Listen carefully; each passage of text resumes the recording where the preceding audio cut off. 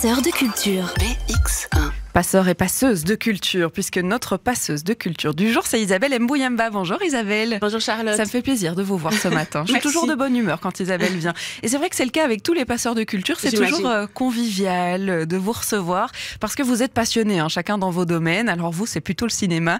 On peut vous retrouver dans le Ciné-Club d'Isabelle, notamment sur YouTube, mais vous êtes un peu partout à Bruxelles. Dès qu'il est question de cinéma, Isabelle est quelque part aussi, que ce soit aux soirées ou aux avant-premières.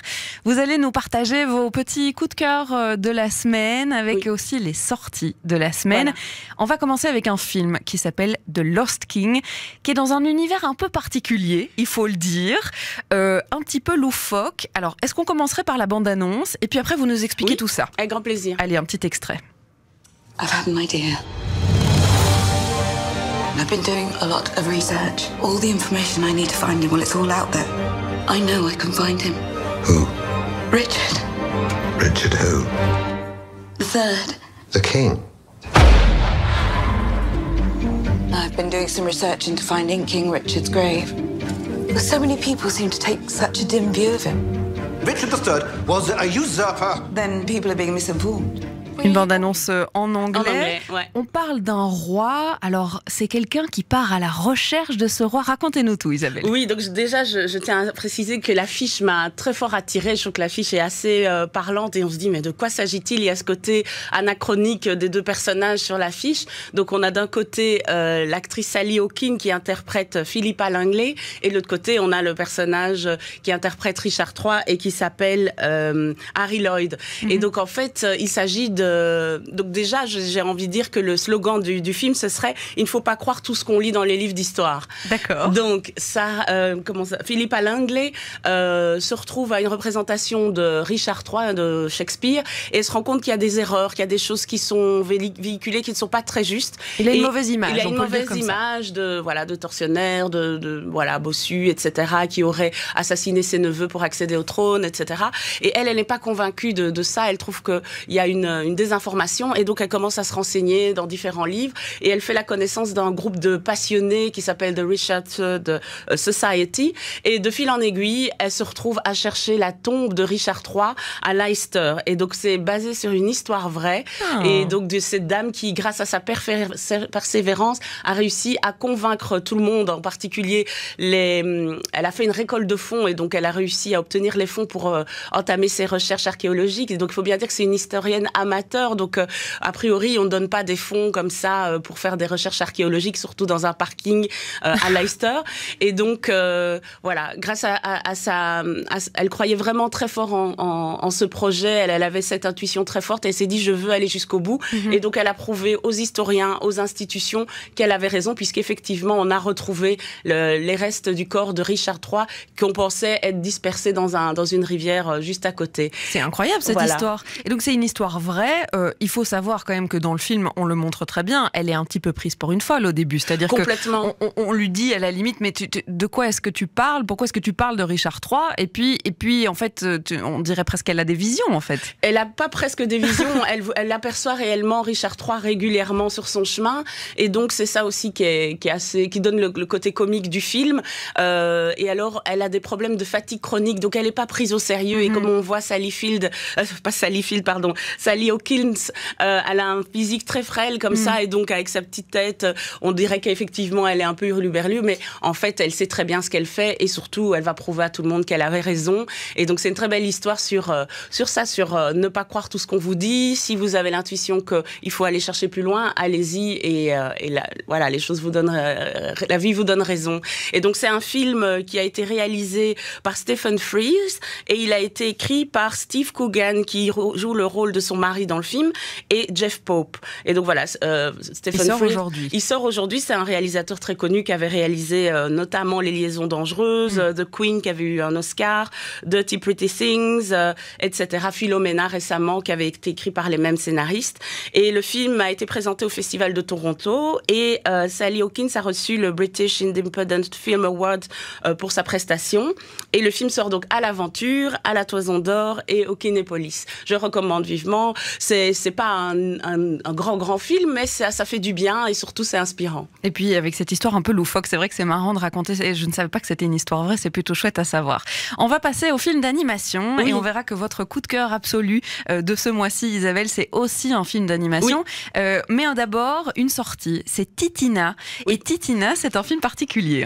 Exactement, c'est une coproduction, donc ça a été réalisé par Kaja Nice, je prononce sûrement très mal, c'est une réalisatrice norvégienne, et c'est une coproduction avec la Belgique, avec un studio à Bruxelles et un autre à Gand, et elle s'est associée avec une directrice d'animation qui s'appelle Marie-Laure Guisset, et elle a travaillé avec le studio Vivifilm de Viviane van Vleeteren, et donc ça raconte l'histoire de l'exploration du pôle Nord, donc ça se passe dans les années 20, donc par voie aérienne parce qu'ils vont avec un dirigeable, et donc Umberto Nobile, qui est italien, s'associe avec Roald Amundsen qui prête les fonds pour commander ce dirigeable et donc partir dans cette expédition. Mais ce qui est vraiment très mignon dans cette histoire, la particularité, c'est que Umberto Nobile part avec le chien Titina qu'il a recueilli dans les rues de Rome, et donc l'idée c'était comment cela fait-il qu'un chien parte en expédition dans le pôle Nord? Est-ce que il va pouvoir tenir le coup? Est-ce que c'est une bonne idée? Oui, non. Et donc on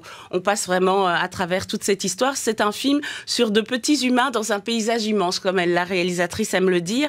Et donc elle avait vraiment voulu montrer à quel point ces deux hommes aussi étaient dans des tensions, des luttes de pouvoir, d'ego, etc. Et donc raconte un peu l'histoire de ces deux hommes.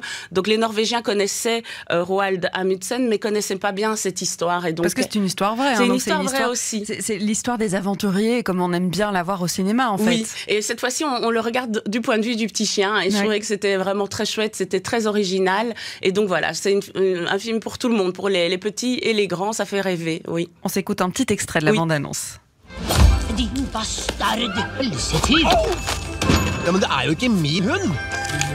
Er du helt alene? Hva heter du? Nei, du sa Titina. Ja, Titina.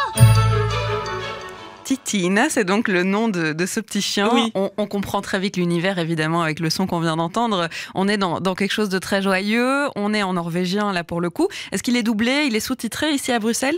Donc, il sort à Bruxelles. Donc, il sort aux Galeries, au Palace, au Stockel, Toison d'Or et Kinépolis. Oui, donc j'imagine que oui.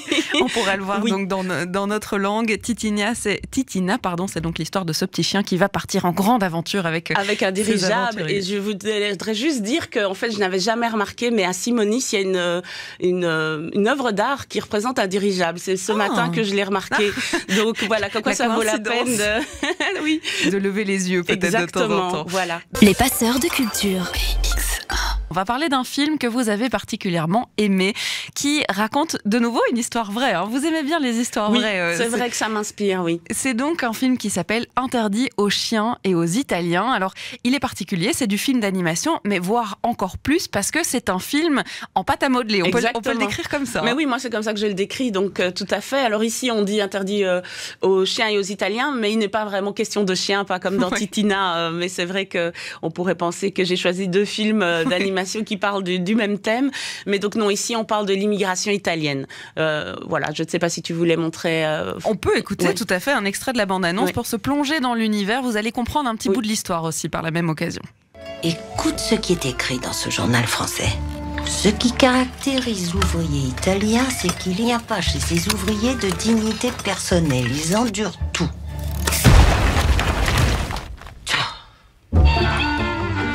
Les enfants ont découvert le français à l'école. Les premiers mots qu'ils ont appris ont été « fils de pute de macaroni ». Pourquoi ils ont écrit ça, papa? Pourquoi? C'est parce qu'ils ont peur que les chiens mordent les Italiens, tu comprends?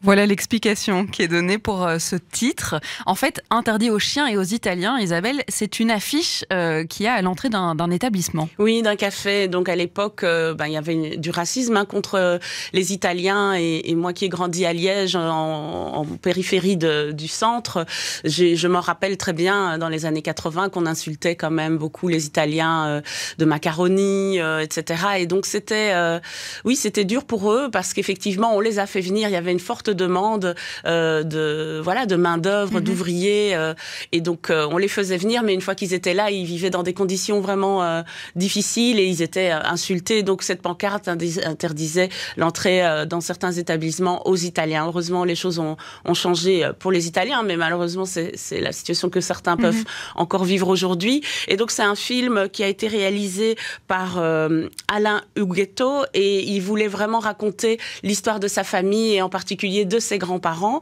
Donc à travers cette pâte à modeler, on a le récit de Luigi, son grand-père, comment est-ce qu'il est arrivé en France après avoir traversé les Alpes, parce qu'ils avaient une vie difficile à Ughetera, qui était le nom de leur village en Italie, où ils avaient une vie vraiment misérable, très très difficile. Et donc à un moment donné, le grand-père, donc Luigi, a décidé de donner un avenir meilleur à sa famille, et donc ils sont passés de l'autre côté, mais il s'est passé évidemment énormément de choses entre-temps, parce qu'il a vécu la guerre, et donc ça retrace un peu tout ça. Et Alain a voulu, à travers la voix de sa grand-mère, Cesarina, qui est interprétée par Ariane Ascari, donc qu'on entendait dans la bande-annonce, il a voulu poser toutes les questions à sa grand-mère. Donc il l'a connue, mais elle est morte quand il avait 12 ans, mais il s'est dit, tiens, je vais faire de façon fictive un dialogue entre elle et moi, où je vais vraiment pouvoir lui poser toutes les questions sur l'histoire de notre famille. Et donc c'est très très beau, parce que c'est vraiment dédié, le réalisateur dédie ce film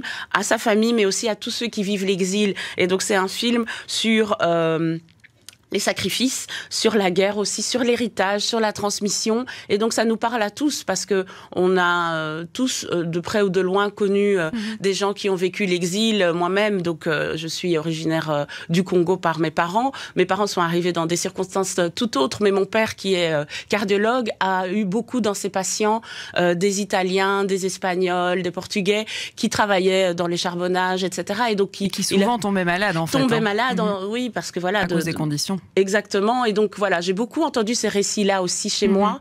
Donc c'est très touchant pour ça. Et je trouve que le travail que Alain Huguetto a fait est magnifique, parce qu'avec cette pâte à modeler, il a réussi à donner vie d'une manière très très originale. Il intervient même lui via sa main, ses doigts. On le voit travailler la matière. Il utilise aussi des éléments de décor qu'il a glanés en retournant dans le village d'Ughetera. Donc par exemple du charbon, des brocolis, du sucre. Et donc c'est très inventif.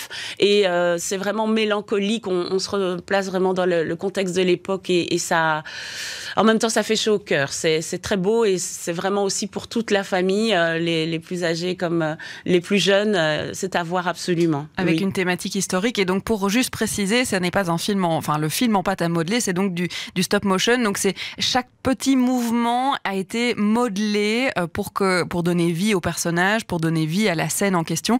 Donc ce sont des films qui prennent un temps dingue, et surtout une patience que je respecte, parce que c'est vraiment incroyable. Ça fait penser au film de notre enfance, de mon enfance, c'est Chicken Run, notamment, qui avait été salué aussi pour la technique. Et il y en a un autre, et maintenant j'ai perdu le nom de ce film anglais qui est aussi réalisé en pâte à modeler. Alors, lui, c'est Gromit. Voilà, c'est exactement. Interdit aux chiens et aux Italiens, il est disponible dans les salles. On peut le voir où à Bruxelles? Donc on peut encore le voir au Palace et à l'Aventure. Donc je voulais juste terminer en disant que le film a eu le prix du jury au Festival d'animation d'Annecy, et il a eu le prix du cinéma européen en 2022, et vraiment c'est à voir, et il faut en parler autour de vous, parce que vraiment ça vaut la peine. Avec une histoire effectivement qui peut toucher beaucoup de monde, surtout ici en Belgique aussi, et puis en France aussi évidemment. Merci beaucoup Isabelle Mbouyamba d'être passée dans le brunch. On vous retrouve dans quelques semaines évidemment pour encore plus de partage de votre culture cinématographique.